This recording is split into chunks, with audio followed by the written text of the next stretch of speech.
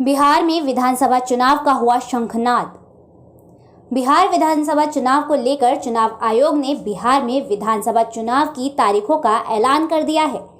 Corona काल में चुनाव को लेकर आयोग ने कई तरह के एहतियात बरतने का निर्देश दिया है।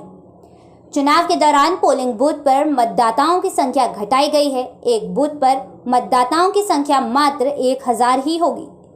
3 चरणों में चुनाव होगा। पहले चरण में 71 सीटों पर, दूसरे चरण में 94 सीटों पर एवं तीसरे चरण में 78 सीटों पर वोटिंग होगी।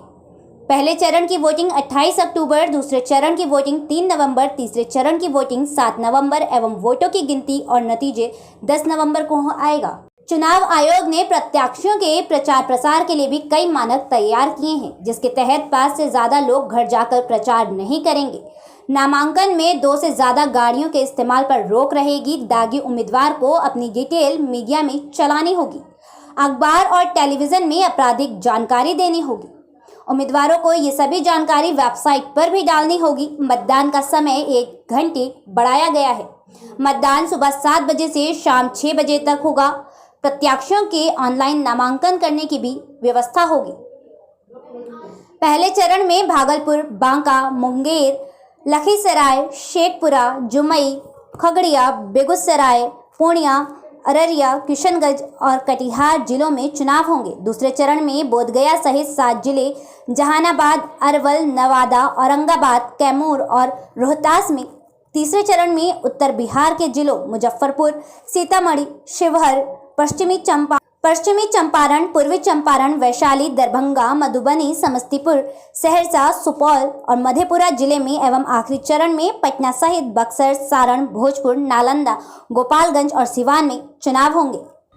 इसके अलावा कुछ बेसिक यहाँ पे मैं आपको और बता देना चाहता हूँ। हमारे बूथों पे क्योंकि कोविड-19 का समय है तो वोटर्स में झिझक हो सकती है, जो कि होना नहीं चाहिए कि अगर हम वहाँ पे वोटिंग करने जाएंगे तो किसी तरह का कोई संक्रमण ना फैले। उसके लिए कुछ गाइडलाइंस इशू हुए हैं इलेक्शन कमीशन ऑफ इंडिया की तरफ से। जैसे जितने भी वोटर्स बूथ पे जाएंगे सभी को अनिवार्य रूप से ग्लव्स दिया जाएगा और इस बात का ध्यान रखा जाएगा कि 2 गज की दूरी सभी बूथों पर मेंटेन्ड हो। हमारी तरफ से सभी जगह सोशल डिस्टेंसिंग मार्कर्स भी लगाए जाएंगे। इसके अलावा हमारे पोलिंग पर्सनल्स जो हैं उन सभी को प्रोटेक्टिव इक्विपमेंट्स दिए जाएंगे, जैसे ग्लव्स, मास्क, वो पोलिंग मटेरियल का ही पार्ट होगा। इसके अलावा यदि कोई ऐसा व्यक्ति वहाँ पे टर्न अप होता है जो सस्पेक्टेड है कोविड-19, यदि किसी का टेम्परेचर बढ़ा हुआ है, तो उसके लिए हम लोगों ने सभी बूथ पे हम लोग 3571 बूथ हैं हमारे 8 विधानसभा को मिला के, उसमें हम लोग आंगनवाड़ी सेविका, सहायिका, आशा, ANM इनका डिप्यूटेशन हम लोग करेंगे और थर्मल स्कैनर के साथ।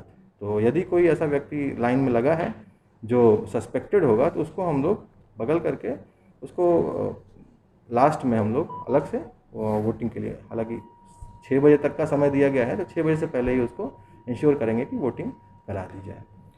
इसके अलावा और भी कई गाइडलाइंस हैं जो अलग से इशूड हैं, जैसे 30 अनलॉक 4 में, जैसे 30 सितंबर इस महीने की 30 तारीख तक जैसे 100 से अधिक लोग इकट्ठा नहीं हो सकते हैं एक जगह। तो हम लोग इस चीज़ को बिल्कुल इंश्योर करवाएंगे कि 100 से अधिक व्यक्ति किसी जुलूस में या किसी सभा में इकट्ठे ना हो। और मैं आशा करता हूं कि ये जो नोटिफिकेशन निकला है ये आप सभी तक पहुंचा, आपके माध्यम से पहुंचेगा और मैं बिल्कुल फ्री एंड फेयर इलेक्शन कराने के लिए कटिबद्ध हूँ। और देखिए, इस बार एब्सेंटी वोटर्स में 3 लोगों को ऐड किया गया है। एक PWD वोटर जो पर्सन विद डिसेबिलिटीज़ होते हैं, उसके अलावा 80 से ऊपर के कुछ व्यक्ति होते हैं, 80 साल से ऊपर के जो हमारे लोग हैं जो वोटर लिस्ट में इलेक्टोरल रोल में जुड़े हुए हैं। इसके अलावा कोविड पॉजिटिव जो व्यक्ति हैं, तो मतलब उस कार्यकाल में जिस दिन पोलिंग है उस दिन अगर कोई कोविड पॉजिटिव रहता है या उससे कुछ दिन पहले तक, तो वो लोग एब्सेंटी वोटर्स में काउंट होंगे और इन लोगों को पोस्टल बैलेट के माध्यम से चुनाव आयोग ने वोटिंग कराने की अनुमति दी हुई है। तो जैसा हमारे इलेक्टोरल रोल में अभी तक फ़िलहाल देखा गया है कि 41,660 लोग 80 से ऊपर के हैं। ये सभी लोग पोस्टल बैलेट के माध्यम से वोटिंग कर सकते हैं। इसके अलावा PWD वोटर्स हमारे लगभग 14,500 लोग हैं, तो ये भी पोस्टल बैलेट के माध्यम से वोटिंग कर सकते हैं। कोविड-19 अभी लगभग 250 लोग कोविड पॉजिटिव हैं, लेकिन अभी जैसे जैसे समय चेंज होगा, पोलिंग डेट सामने आएगी, उस समय जो कोविड पॉजिटिव रहेंगे उनके लिए ये व्यवस्था है। उसके लिए भी रिटर्निंग ऑफिसर अपने स्तर से, सभी निर्वाची पदाधिकारी 8 अपने स्तर से व्यवस्था करेंगे कि उन लोगों को भी वोटिंग करने में पोस्टल बैलेट के माध्यम से सुविधा हो। लेकिन वो जाना चाहते हैं, कोविड पॉजिटिव की बात नहीं कर रहा हूँ मैं, अगर PWD वोटर्स हैं या 80+ हैं, अगर वो बिल्कुल जाना चाहते हैं तो वो बिल्कुल जा सकते हैं बूथ पे वोटिंग करने के लिए। उनके लिए भी अलग से हम लोगों ने सुविधाएं रखी हैं, जैसे PWD वोटर्स के लिए व्हील चेयर वगैरह हम लोगों ने अरेंज किया हुआ है, जिससे कि उनको, और वहाँ पे वॉलंटियर्स भी रहेंगे, प्लस उनको कन्वेंस वगैरह में भी कोई इशू नहीं होगा।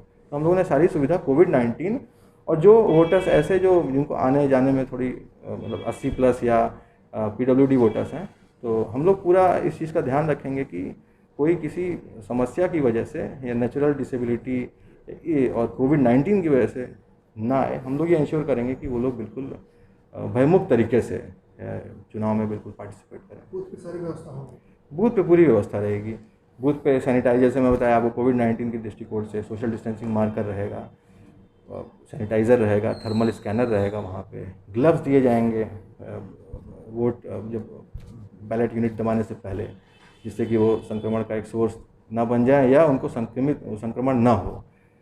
तो ये सारी सुविधाएं हम लोग रहेंगे। इसके अलावा बूथ पे जो सारी सुविधाएं होती हैं, एश्योर्ड मिनिमम फैसिलिटी, टॉयलेट हो गया, ड्रिंकिंग वाटर हो गया, रैंप हो गए, ये सारी सुविधाएं, लाइट हो गई, जिससे कि कोई मतलब किसी को दिक्कत नहीं हो, किसी तरह की मशीन्स वगैरह प्रॉपर्ली विजिबल हैं, वो सारी सुविधाएं हम लोग। आदर्श बूथ कितने बनाए?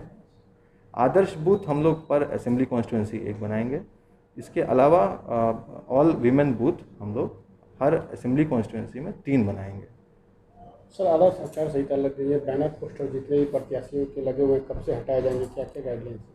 हटाने की कार्रवाई स्टार्ट हो गई है, जैसा कि आप लोग अभी निकलेंगे और शहर में देखेंगे, उसकी कार्रवाई बिल्कुल स्टार्ट हो गई है। सभी अंचलाधिकारी, दोनों अनुमंडल पदाधिकारी को निर्देशित किया जा चुका है कि आदर्श आचार संहिता की गाइडलाइन में पोस्टर्स हटाने की बात की गई है। पोस्टर, बैनर्स, पब्लिक बिल्डिंग्स में या पब्लिक स्पेस में जो होर्डिंग्स हैं जो हटनी चाहिए, उसको हटा के प्रतिवेदित करने को कहा गया है। सर, कोरोना महामारी के कारण जिस तरह लोगों का निकलना घर से कम हो गया, ऐसे में जनता से आप क्या अपील करेंगे वोटिंग को लेकर?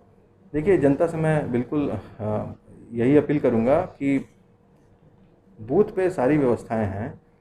कोरोना के डर से, कोरोना से बिल्कुल डरना नहीं है, जैसा कि आज से नहीं, आज से लगभग 6 महीने पहले से ये बिल्कुल क्लियर कहा जा चुका है कि कोरोना के साथ ही अब काफ़ी टाइम तक रहना है, उससे डरना नहीं है, उसका डट के मुकाबला करना है।